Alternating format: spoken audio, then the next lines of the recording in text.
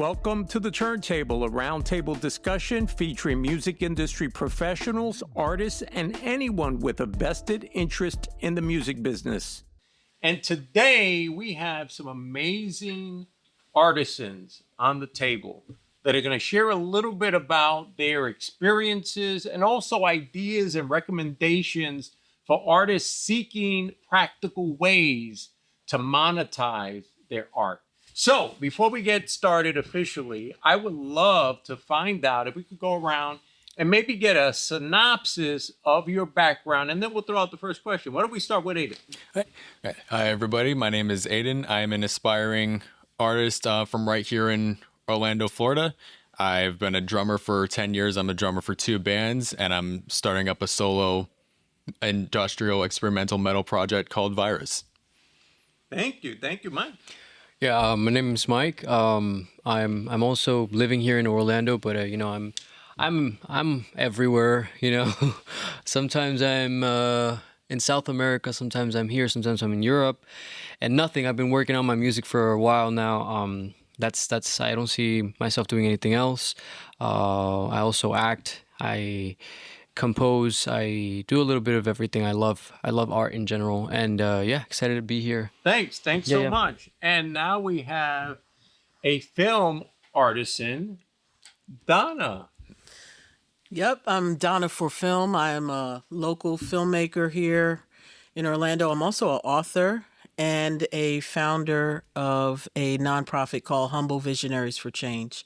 I do all types of projects from commercials to documentaries, reality shows, feature films, cover the whole gamut. Very cool. Thank you for being with us. Thank you. And we have a veteran musician, educator, and I've even seen you on screen as well. Yeah, a little bit. Hondu. Yeah. A little bit. My name's Hondu Knight. From a small town in Alabama. Found music is kind of my escape from there.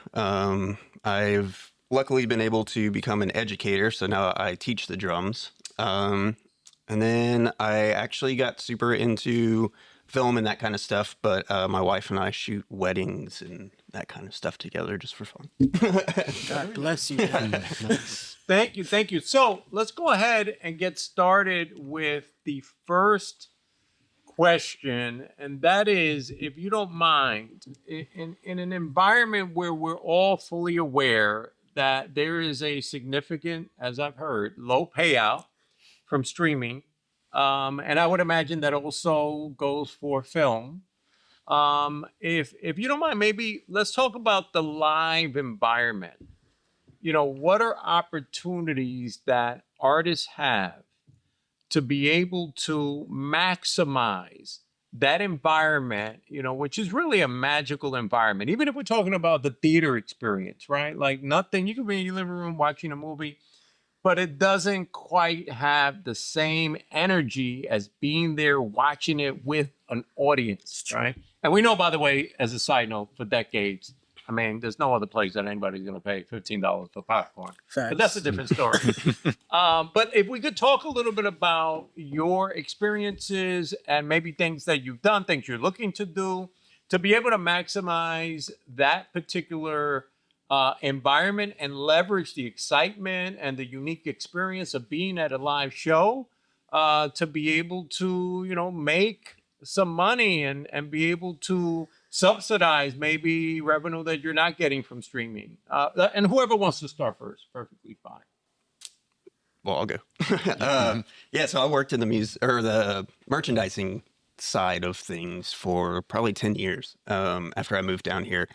I think that's kind of one thing that is very overlooked within the music world, is just that, bands will go out to shows and stuff, and it's like, oh, I've got 2 t-shirts and just like a simple little logo, that kind of thing. So to me, I kind of challenge artists to be creative.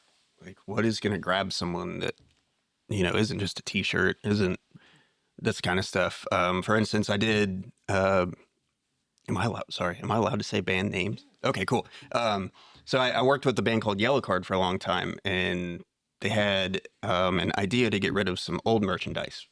So my thought was, well, let's create these little grab bags that are $20 a pop. But what we did was we put a red card in it. So we kind of took this soccer thing. So we took a red card and we took a yellow card.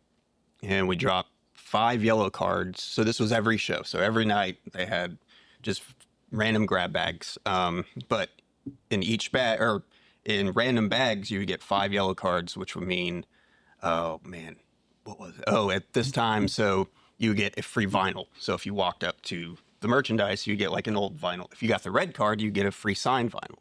So things like that. It's like, it's like $20 what I'm putting in my $20 for something that I don't know, it could pay out. This super cool, all these signed vinyls and that kind of stuff. We did like pictures with bands and like that kind of stuff too. So just anything that's not just a t-shirt or stickers or just, as you can push yourself to really create this, like you want to leave, or you want people to leave with a feeling of, being included and like that kind of stuff. So, And in many ways, it becomes a keepsake of that experience. exactly. So something that's unique, you're really going to remember. You're probably going to keep it. You're not going to just throw it in a closet Yep. where you might display it. Yep. And then in many ways, I think it was kind of cool that you kind of use that Cracker Jack approach. Exactly. Where, think about it. Cracker Jack, right? It's Do they still piece of know what that is? plastic. Tattoo. They still do We it. might. But regardless of, I think, your age, like you still look for that prize, right? So I really dig that. Yeah, it was like I wanted that nostalgia of like going to McDonald's or something. You get a toy and you're like, oh snap! Right. Like Yeah. what is So it's just something like that. That's like, if you can just be not even saying like a little creative, just be creative and think of different things that maybe other bands aren't doing. I see a lot of bands do like specific tour posters for each individual show. They'll print maybe 100 of them or something. But if it's not in your budget, just kind of scale it down to what you can afford and then see what you can work with from there. like that. So Very cool. Thank you for sharing that. yeah, of course. All right. Who's next? I think I'm going to jump in here. I think for the film side, it's a little bit more challenging because, we're putting a product out that if you watch it in a theater, you have, very little chance of having a space like at a concert where you can actually sell your merchandise when people come out. So I think that you have to be even more creative to sell still the things that we love, right? Like t-shirts. I don't know what it is about a t-shirt that makes people so crazy. They love them, right? One of the things that as an independent filmmaker with merchandise that we use sometimes to fund our project, right? Because, on my side of the world, we have to get some funding before we can actually produce our project. So, in some of these GoFundMes or things like that, you have to be creative in what you have. And so you may do a signed movie poster, right? With the cast. You may do, levels of things, t-shirts, cups, actual DVDs now, kind of like a vinyl, right? Because before it was like, I need a DVD of this. And now it's like, a DVD, what am I going to do with that, right? But still being able to have something memorable, like you're saying, signed that can be displayed. When you have a cast signature of something, it makes you feel extra special. If you're invited to a private screening of something. So I've done movie premieres as an independent, and actually, they're not necessarily revenue streams because the amount of money that the theaters, and this was pre-COVID, the amount of money that theaters used to charge us independent filmmakers to display our films in their areas was ridiculous, right? Almost like $2,000, $1,500 for a small time period where I could only show my film maybe one time and have an audience. So I'd almost have to, in order to make money, charge people $30 to come see my film, right? Who's going to do that? It's not even a blockbuster. It's an independent, and so they kind of priced us out in that area, but we had to come up with creative things like take pictures with the cast or, VIP seating or, we give you a bottle or something, you have to come up with these creative ways to monetize. And when it comes to streaming for film, You know, it's a bigger challenge. So the website has to go along with the film. The social media has to go along with the film, so that now we can do giveaways for hats if you share our page or if you comment on our film. I'm working on we're actually in production almost for a film. We'll be shooting it next week. And just being able to get your audience ahead of time for streaming. We have a film called Get Active that we're doing. And so we have been working, we meaning my team, has been actively working on trying to pull in our socials and our viewers before we can even put the film up on a platform, so that when that film arrives, we'll already have people going for it. In the film industry, when you create a film, blockbuster, and it goes into the theater, if you do not make your full budget in the first weekend, they call your film a flop.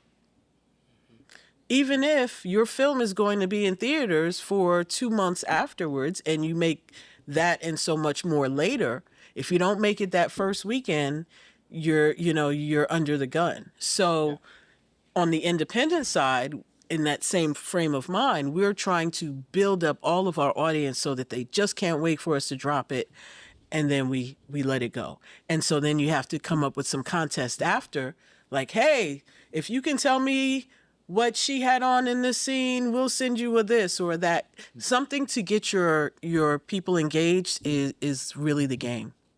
Awesome. Thank you so much for sharing that. And I think this is the interesting thing about this discussion, and also just in general, different mediums, right? Like, it's all media, but different forms of media that we could all learn from each other. You know, if someone is in, just hypothetically, if you're in the metal space and you are studying the metal space and executing everything that you've seen executed in the metal space, you know, they may not stand out because the audience have seen that. But maybe if you find something from a different genre, or maybe even a different medium altogether, and then apply that in a way that makes sense for your audience, it may make all the difference. And then, of course, you know, propel that with social media.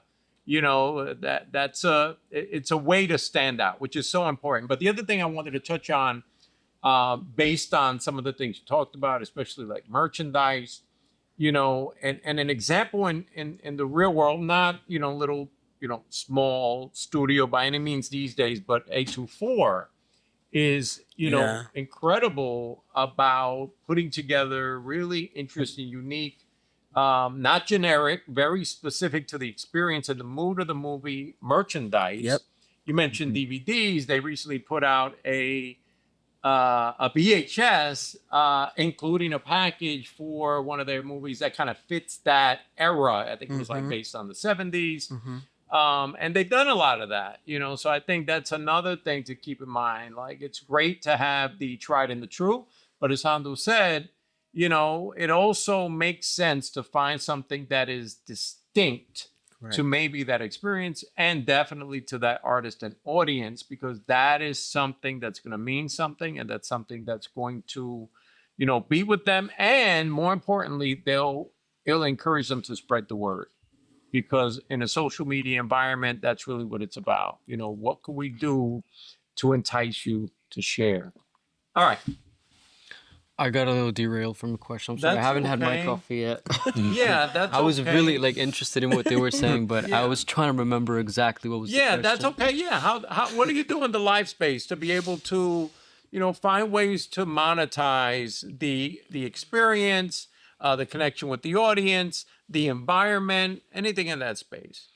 In the live space? Yeah. Um, Or maybe you've seen something. Maybe Yeah, you've yeah, been yeah. to a show. yeah, no. I mean, what I've done, or my team has done, what's that, you know, basically that, like, you know, being very creative in that sense to like bring the audience, to like make them feel a part of your, like, of the family. You know, you have to create this universe that they have to be a part of, and that's the only way that the audience or anybody that is going to follow you in any way will follow you forever, basically, or will be like engaged and continue to be engaged to keep following you. You know, you have to be you have to create this universe. It's not just like the singer, the person, the artist. It has to be a whole universe. And nowadays it's with social media, with YouTube channels. You know, you have to become an influencer in some way, even if you're just a singer, a musician, whatever. And then yeah, you just. I mean, I'm part of the creative part as well, but you know, that's not my full-on job, you know what I mean? But I am part of it, and I'm aware of it, and I love that whole thing, the whole universe. But yeah, you have to, you know, just be creative with it, and then yeah. Yeah, no, that's You cool. know? I like that response because I think that is one thing that every artist, and I use the word artisan, you know, every creator of art, right? We're talking about art here. Yeah. Every creator of art inherently is creative, right? Yeah. But I think thinking about that side, see, sometimes as anyone that's worked with talent and, you know, working on the merchandising side, sometimes the talent is adverse to the business side, sometimes.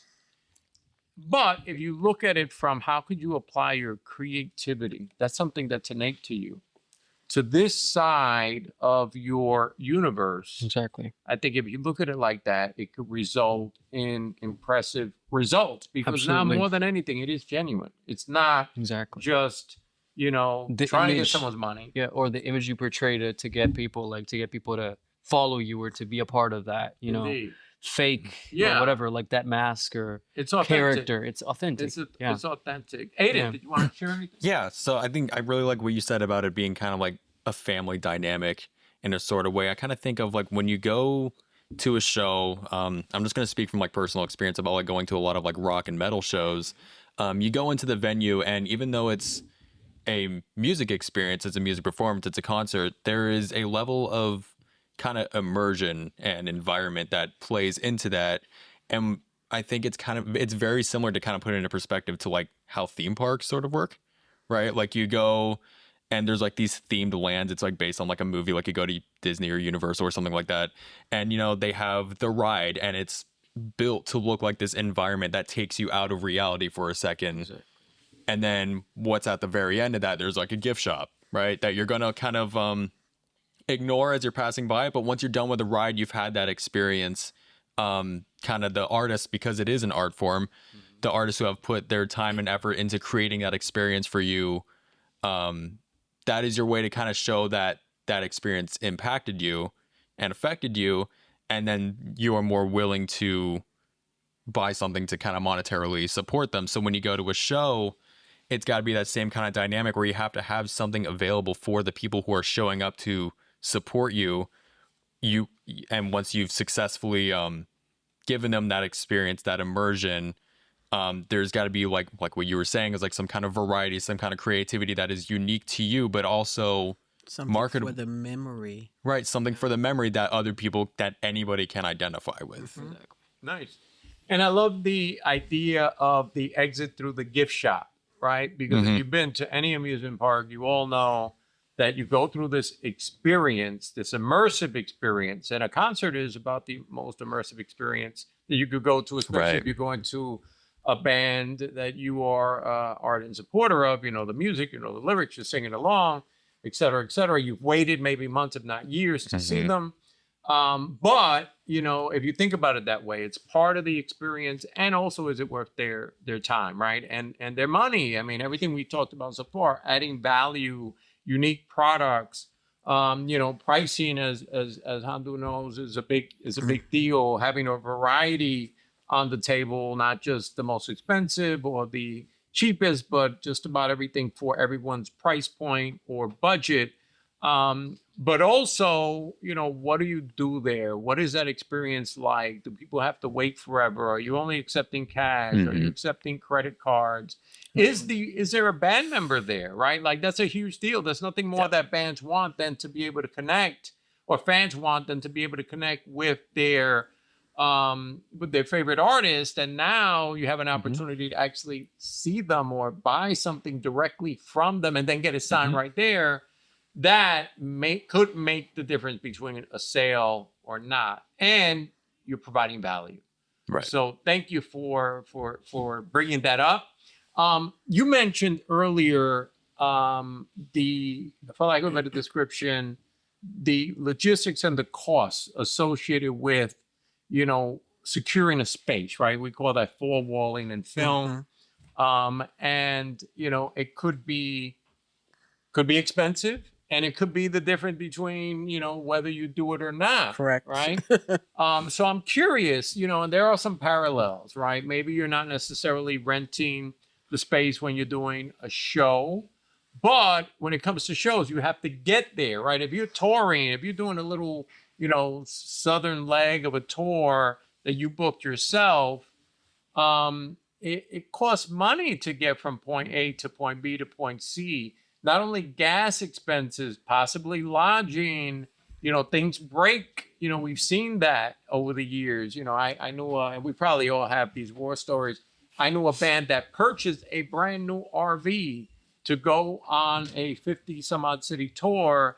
And I think on one of their first stops, they pulled into the hotel, and because it was an RV, it went a bit higher than whatever was allowed for. And they ripped the top part. Plus, they were new RV drivers. That's the other piece. Brand new RV, right out. I mean, and they were able to make it. They made things work. But expenses come up. How do you mitigate to try to prepare for those things? And in some cases, unknowns. In some cases, you do know about them. What do you think? Who wants to start? I can start on that.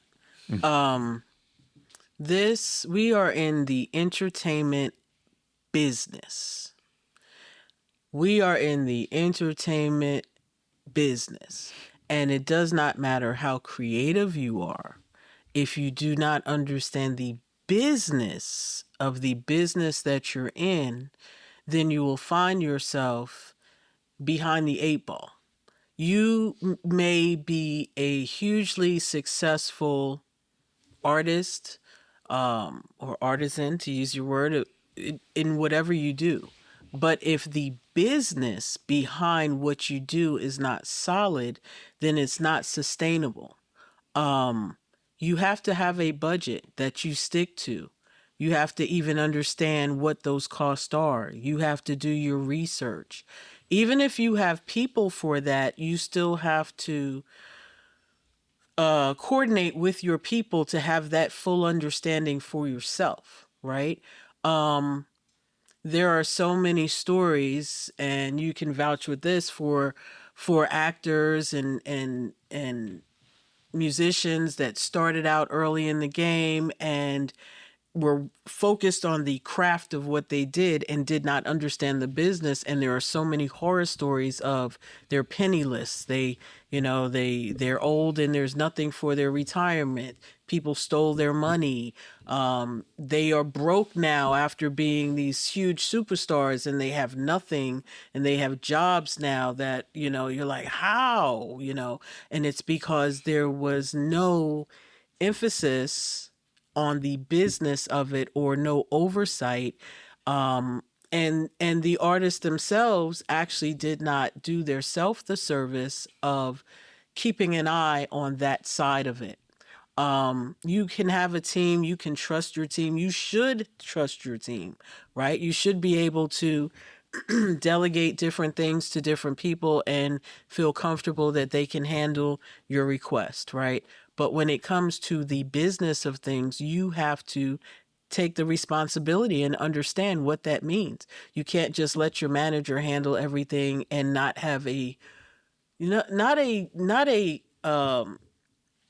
micromanaging perspective of it, but an overview of what's going on, and be active in how are we doing. We're going on a 25 city tour. We're at city 3. Where are we at in our budget? How are we doing? What are we looking like? And also, you have to continue to have different streams of revenue for your one project, right? So we're talking about different merchandise. You're talking about, these meet and greet opportunities. I keep seeing Chris Brown on my timeline with these meet and greet pictures with him and these ladies, and chick's boyfriend broke up because the picture was too sexual, and she said she'd do it 500 more times. She don't care about a boyfriend. It's Chris Brown, right? Yeah. But I'm a big Janet Jackson fan, and when the concert came up and it was like, oh, you want to meet and greet Janet Jackson? Hell yeah, $2,000. Oh, Janet, sorry, not this time. But like Israel is saying, you have to have the $5 picture postcard, which I'll probably walk away from the concert with if I get the concert tickets. Hint, hint. Or actually splurge and say, this is what I'm going to do. I'm going to, make this happen because this is my favorite person, right? When you get your audience engaged in what you do, they are your revenue, right? You have to respect your revenue. You have to do things that will make your fans happy, right? Whether it's film, whether it's music, whatever it may be, whether you're an author, you have to do things to keep that engagement, like you guys are saying. You can go viral like this, and then you can disappear like this too. There are songs that we were listening to just a minute ago that's my best favorite song ever. And then, a month later, you're like, damn, I forgot all about that song, because there's so much more out there. Mm-hmm. When it comes to your business, you have to understand that is your livelihood. The music is coming out of you, the writing, whatever it may be. But if you don't understand your business, then it doesn't matter how talented you are, it's not sustainable. Great point. Yep. Yeah. Wonderful point. Yeah, very well. Agreed. Thank you. Yeah. And yeah, to kind of go off that, like understanding the business that you're in, so you kind of have to like streamline it to your source of revenue, to your people. So that in that sense, you have to personally identify with them, kind of remember that these are people, not just like numbers or like numbers next to the dollar sign. But when it comes to working with other people in the business, I think it's important to not really box yourself in and focus purely on, like, say, if you're going into the music industry, you want to be your own kind of independent artist.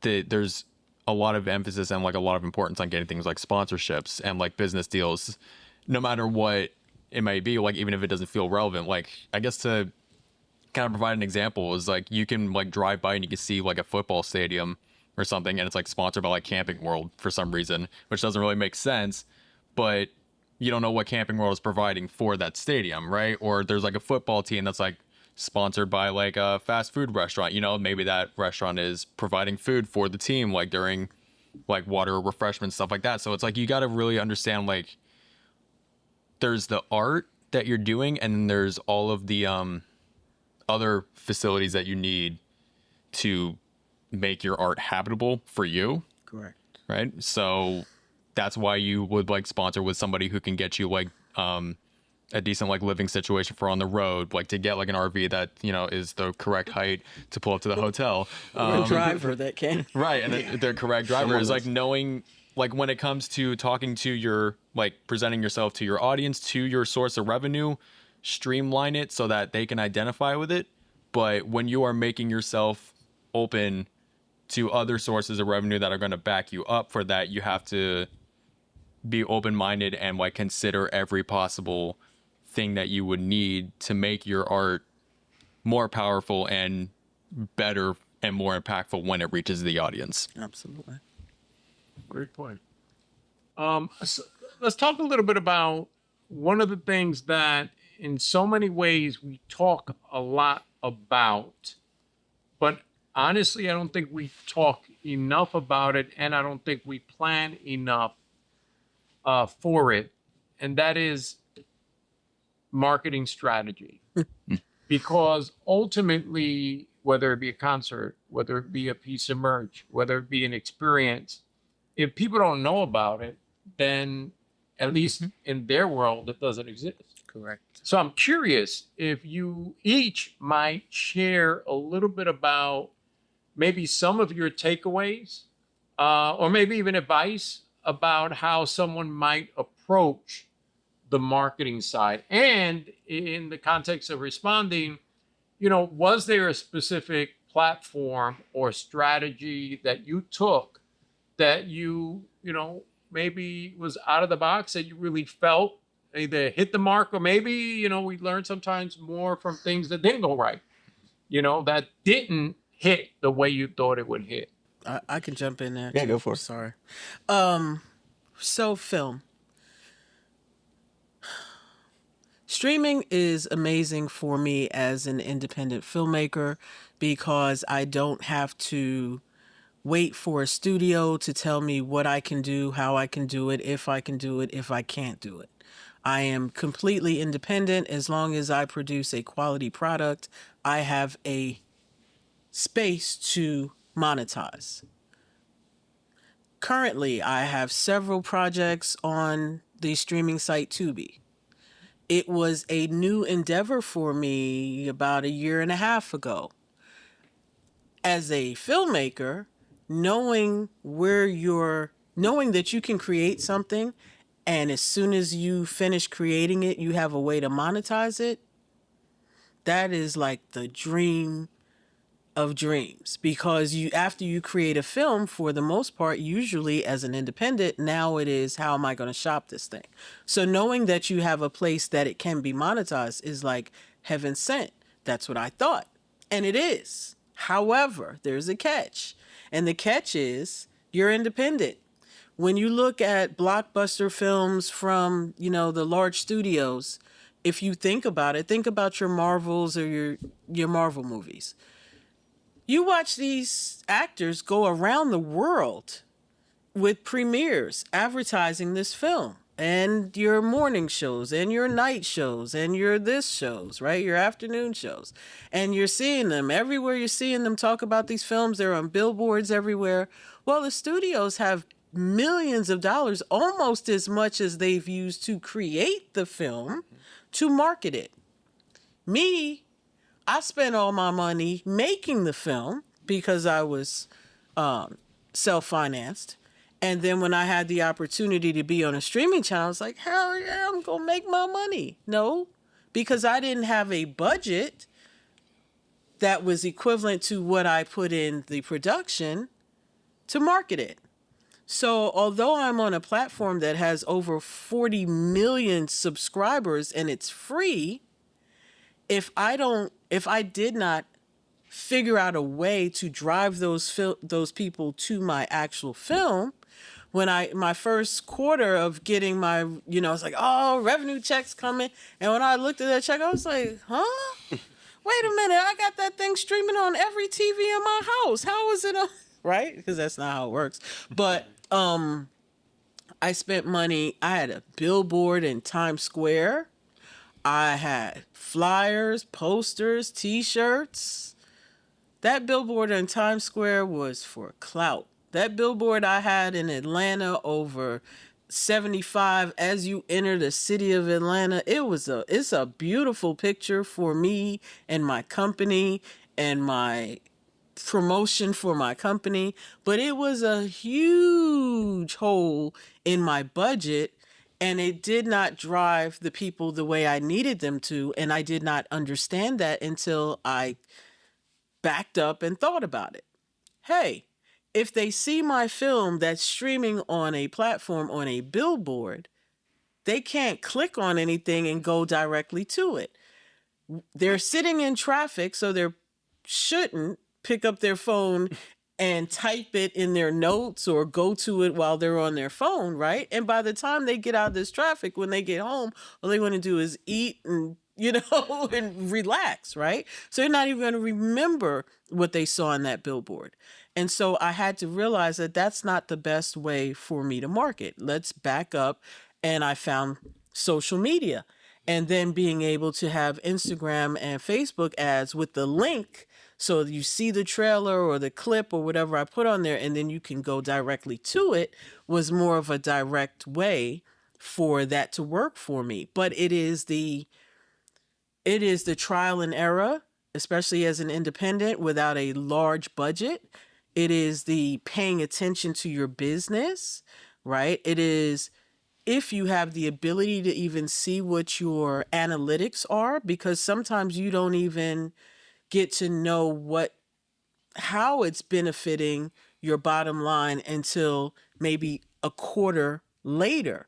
So you can, it's not even a quick fix. It's kind of like I do it now, and then in 3 months, I'll be able to see whether it was or was not successful. So there's a lot of trial and error in everything we do, right? In any business, whether it was entertainment, anything that you're doing, especially as an entrepreneur, there's always that curve. So then we go back to business, we go back to budgets, we go back to having to have a little something in there. But if you have a company, you have to have a marketing budget. And your marketing budget needs to be as large as your operating budget, if not larger. And so those are things that, I learned in trial and error the hard way. Well, when you learn a lesson the hard way, that's the best way to learn it because you'll never forget it, right? But luckily for me, I pick up things quickly, and it's like, oh, we got to fix this quick. And so, we're in an age of technology where even when you think you got it, like, yes, I got it, it changes because our industry is changing, right? So you have to stay educated. You have to stay aware of what's trending, right? And so then you have to figure out how your business can fit into what's trending now, because that's where your views, your sales, your your engagement, thank you, comes in. Thank you. That was phenomenal. I think that all kind of ties back to is like finding your niche That's it. audience. Is like, people can sniff out fake just Oh yeah. crap. You know what I mean? Yeah. And like, If it's fake, you almost have to make it extra fake so that it's a gag. yeah, exactly. Yeah. And like, I think you have to be okay with being vulnerable.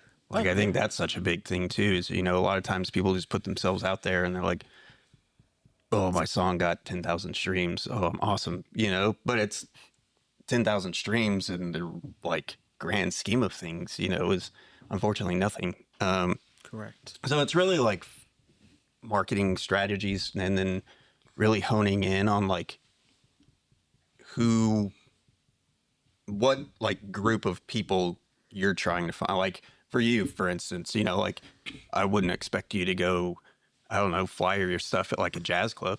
You know what I mean? Like it's just kind of like you would probably go to, like rock shows and that kind of stuff, because that these are the people that are going to be interested in like your kind of stuff. So it's really like honing in with those kind of people, and then again, just being yourself and like putting yourself out there. And, not to go off on like a little side tangent, but I deal with addiction, and I've been clean for almost 8 years now, or a little over 8 years. Thank you. Congrats. But again, it's like, you gotta, learning your lessons sucks. But when you do learn those lessons, you really learn from them, and you can change it and you can move forward. And I think, we did, like, speaking for myself, like our band back in the day got stuck just trying to fit into all this stuff that just, didn't really work out, and like we'd have these label people come to shows and they just stand in the back and they cross their arms and they're just mad and pissed. It's just like, I don't know why I'm trying to impress you when you just look mad, you know what I mean? Yeah. Like you're just stealing the fun out of it for me. So it's like, you don't lose the fun, but you really hone in on like, unfortunately I had a really good buddy of mine pass away recently, but he ended up being a professional skateboarder. And so he's kind of found, like through him, I was like, oh yeah, I forgot how much I love skateboarding. But then it's also like everyone in the skateboarding community is like the niche fan of like the music that I play. It's this grungy, just kind of skateboard, and so like you really hone in on that of like, okay, well maybe our band could make This is my tribe. Yeah, exactly. Or like, and then you start thinking of, we go back to the merchandise. With Yellow Card, we even did this. They didn't do too well, but again, like we sold skateboard decks. So like something like that, if you're playing shows at a skate park or something, just have little things that go along with, because it shows who who you're trying to get to. And it's not just like, I'm just trying to collect your money. Right. Because that, people will understand that like, that's just get out of my, like I'm like super hypersensitive to superficial stuff. So like, I'm just like, we all have a blood type and we have teeth. And so we're all the same person, like we all put our shoes on, we all got to get dressed, brush our teeth. It's the same stuff. So I think people, tend to get caught up in egos when it's like, you can just take a step back. And if you can be honest with yourself, that's the biggest thing, is you got to be honest. And it sucks. Without running away. Yeah, exactly. You got to go through the fire to get through the good stuff. Yeah. But sometimes, are you going to be honest with yourself? It took me a long time when I was trying to get back to who I am, I guess, with drinking, and my crutch was drinking. But again, like, you fall into the hole and you figure out why you're there, and then you get yourself back out. And then, so it's like, and I think, a lot of my issues probably could have been possibly avoided or not as intense had I understood that the goal of me going out on the road wasn't just to be like, oh, I'm on tour and here's my tour pass. It's like, I don't care. Like, there wasn't, it was like, we got to understand that, like, we're going to do this as a business. Correct. And like, we are an entity and not just these dudes that just show up to a venue and play a show. It's like, we're trying to sell you something, and it's understanding your whole self as a business and being okay with that and everything that comes with it. Cause people are going to be negative. People are going to tell you suck, all this stuff, but it doesn't matter. Just concentrate on you, figure out your niche, because it becomes so much easier when it's that way. Like, you just notice things start falling into place, as opposed to like, I was in a pop band, and we played some shows with this band called A Day to Remember before they blew up. And this was their Homesick release show. So this was their big record. And it was like 5 metal bands and then our pop band. And we were sandwiched in between 2 metal bands, us, 2 big metal bands. We played, and it was like a riot. Like, they ripped a disco ball off the ceiling and threw it at us. It was just insanity. But it's like, why did our agent put us on this show? It's, wrong genre. Exactly. At the same time, it's like, why are we doing this? And, we weren't even told to maybe like a music video work. So it's really finding where you work and who works with you well, like you had mentioned earlier. Understanding the business. And it's like, I think it's all that into kind of one snowball, and then you can't get caught up on one bad comment that's like... Not to cut you off, but in the film industry, there is a whole nother industry created just to criticize what we do. Mm-hmm. Yep. So but if you spend your time in that world, you're going to pick up all this negativity and just be like, I'm not able to actually pull through with this and do that. And it just kind of knocks you off, as opposed to, let me focus on this, and then I can get this, like, nice thing of merch ready for this tour. And like you mentioned earlier, I did Yellow Card's last tour before they broke up and then got back together. So we were doing like special edition, like this is the end tour kind of, tour and that kind of stuff. So really, I personally think being vulnerable is such a big thing that people miss too with merchandising and all these things. It's just, and it's such I think as humans, like we just connect to vulnerability. It's not like, I don't know. There's just something personal to it that's like we all feel like we're people, and we're all just like, again, it's nothing like superficial. It's like, I'm so into like what you're saying about film because I don't know anything about it, but listening to your, like, I can feel your passion come from it. And so like it draws you in, there's got to be something there that draws you in, and then you just run with that. Like, for instance, our look again is like this old grungy skateboard thing, because that's what we grew up doing. That's like all we know, so you just kind of fall back to what you know, and then you really go with that. And as far as merchandising goes, I think that can point you to any really different direction, and you figure out your budget and what you can work with. And is it crazy to, like, not saying your idea was crazy, but like for a band, would it be, make sense financially to get a billboard, or like, would that money go somewhere else, where you can hit smaller things and do a bunch of those smaller things, as opposed to one big sign up for 30 days, Right. you know, so just things like that. There's so much to consider. And I think that's where people kind of get lost is like, they don't Spending- look at the whole thing.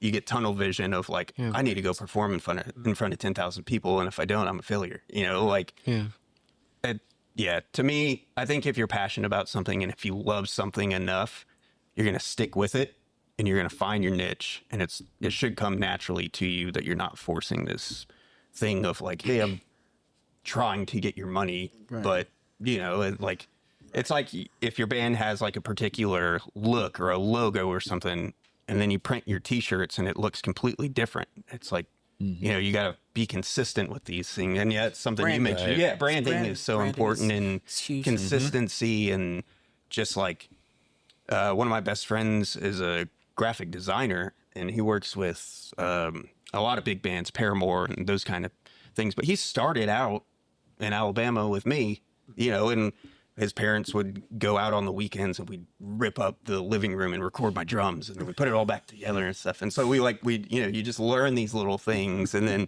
you really find what you like, what fits you as who you are as an artist, and that kind of, because you know when you're doing something and it feels weird and it feels fake. Yeah. Like that's, you can't. Yeah, it all Yeah. starts with the artist. Exactly. Yeah. And it, like you said, It was translates, going too. viral. You know, it's like it can only go so far. And then, you remember that guy that did the Chocolate Rain song? He was like a YouTuber back in the day. Yeah, I do. Yeah. So like, what happened to that guy? You know what I mean? Like his song went Right. viral, and then you know it's nothing. So it's really about being consistent and staying consistent. And you know, for me, that goes back to addiction. It's like if I wasn't consistent every day to keep this substance away from me, I would still be in this. You know, so that's another small thing too. Or another big thing that I don't think people fully dive into is just the consistency. You got to be consistent no matter what. Like people are going to tell you you suck and all this stuff, but who cares? They don't know anything about you. You know, it's be like going to the grocery store and hearing someone tell you suck, and you're like, well, I don't even know who you are. So why am I listening to you? So Thanks yeah, for and again, listening. the tough skin. Thanks for listening. Thanks. Exactly. Because you know what? Whether you liked it or not, you pressed the button, I got paid. Yep. Right? Yeah. And so they have the, you know, any press is good press. Exactly. Yeah, not necessarily so true, but sometimes when things are negative, then people are like, yo, I need to see it for myself. Right? Or it's controversy. I want to see it for myself. Let me oh yeah, they were right, it sucked. I still got paid. Yep. Yeah. I mean, you have to turn, you know, lemons into lemonade sometime. And if you get caught up in a lot of that, I mean, if you read the comments as a person and you post something and you read some of the comments on things you post, that might make you delete the app.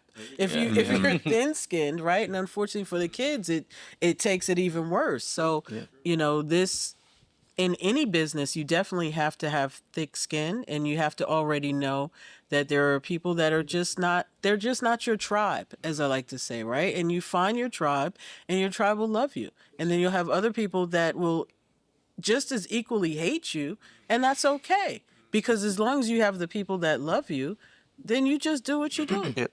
You And just that's do why, what you like, do. you gotta That's take life. that Yeah, and that's take life. it- It's just take it times rock with 1,000, but everything. it's Yeah. You life. just said it's so, it just transfers so much to everyday life. Well, first of all, wonderful points, and thank you for reminding us of the commonality of being human, Yes. because I think sometimes we do forget Yeah. in all of the, you know, all of the dimensions of what it takes to create, to promote, to distribute, to put things on, to, you know, deal with people in different capacities. You forget, hey, listen, what is the purpose? Why did I make this?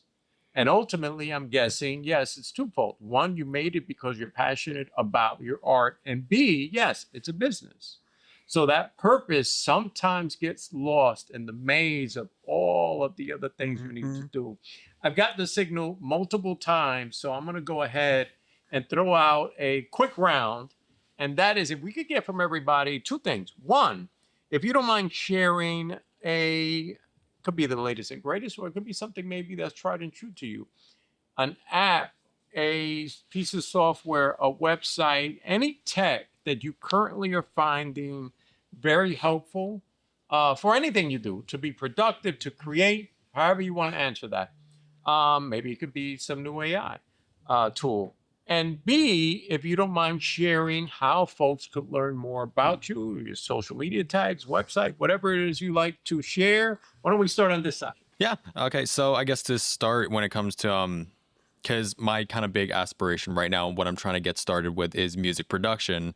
That's what I'm trying to hone in on and like kind of like evolve my skills with my solo projects. So obviously, like the most important tool for me is my like producing software and like songwriting, composing, stuff like that. And I've gone through like a couple different ones, and right now the one that I've found as like a current comfort spot is using a mix of like BandLab and FL Studio, which are just like very easy to kind of like get into the mix of things, like learn how to produce, like learn how to identify different sounds and like edit them and like understand what sounds good, what doesn't. They're very good.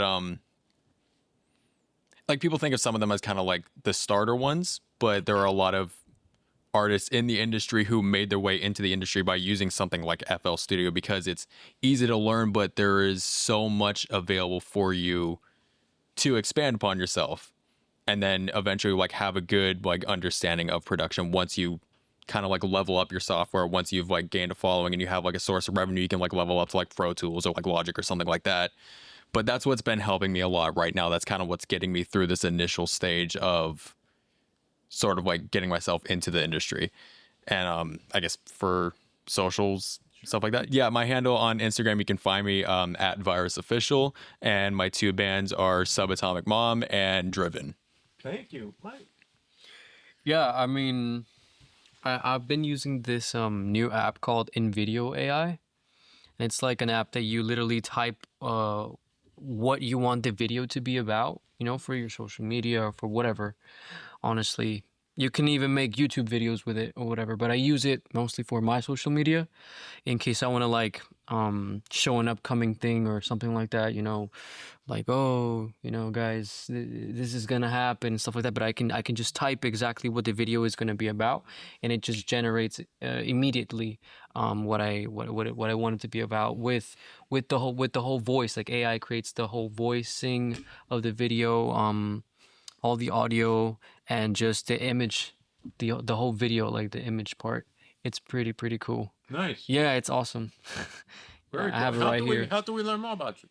On Instagram and on X, I'm Moreno Mike. It's gonna be Moreno, and then it's gonna be Micke, not Mike, Micke, on Instagram and on X.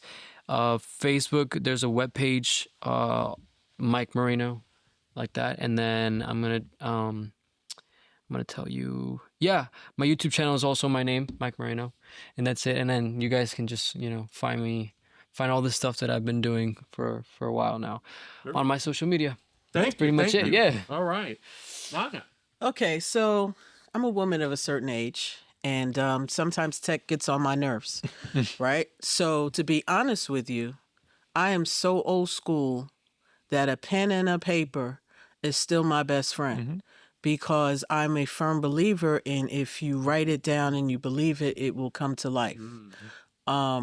So that's still, I mean, I use a bunch of programs. I do a bunch of things. But when it comes down to, like I keep saying, you know, we're about to go into production on Get Active, and I got a script, I got the shooting schedule, I got all this stuff, and I got scrap paper with my hieroglyphics because nobody can read it but me. That's the most important part, right? And I have to take the notes before I can. Once I take the notes and I get it all out, then I can type it up and spread it with, you know, with my team. But pen and paper is still always going to be my best friend. That's just me. I'm old school.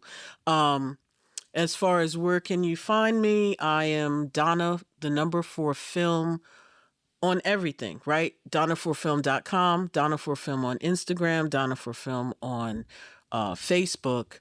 My nonprofit is Humble Visionaries with a Z. .org. The name of the company is Humble Visionaries with the number 4 change. So you can find me there. Thank you. Thank you.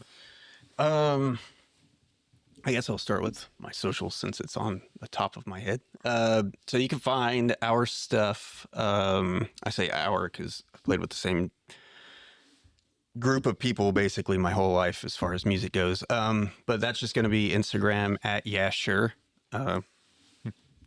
I guess that's kind of easy. Or you can find my personal. Yeah, sure. Yeah, you can find my personal. It's Hondu Knight. And then my wife and I, we shoot weddings and stuff. So we have our little production company called Oh Darling Imagery. We kind of ripped that from a Beatles song. So again, but we take photo and video of weddings, but kind of put the musical spin on it with that old 60s look because that's what we love, you know? So, and then as far as a piece of, or like an app or something, I'll go a little different. So I'm a very like spiritual person. So I've been meditating a ton for like the last, gosh, I had another buddy pass, like all my friends passed away. So don't be my friend. No, I had started around when another friend of mine who had also battled addiction, he passed away. And then his 1 year hit, and I've been on this random streak for like almost 300 days now. And it's given me so much insight to just everything, really. Like I found even things with my drumming and stuff that I've been able to take and just kind of learn. So that app's called Insight Timer, and it's just a bunch of talks and meditations and just kind of get you out of the realm of everything. Just like, look at me, look, you know, everything's so fast and in your face these days. It's just everyone's trying to catch your attention. So I'm kind of the opposite. You slow it down, just kind of do your own thing. And I feel like it's kind of like you write it down and it starts to happen. Yeah. And if you just, again, you keep a positive mindset and you really just hone in on what you're doing and don't listen to that outside noise, you'll be surprised at what you can do. Thank you. Yeah. Thank you so much. Thank you all. It was an absolute pleasure. You were all so genuine and sincere and insightful. And I'm grateful for all of your time and insight. Thank you for having us. Yeah, thank you. Just sharing your knowledge. With that said, we're not fully over because my understanding is that Micke Moreno is going to perform. Is that right? That's right. All Let's right. do it. So we'll be catching you on the other side with that one, and we'll see you next time. Next time.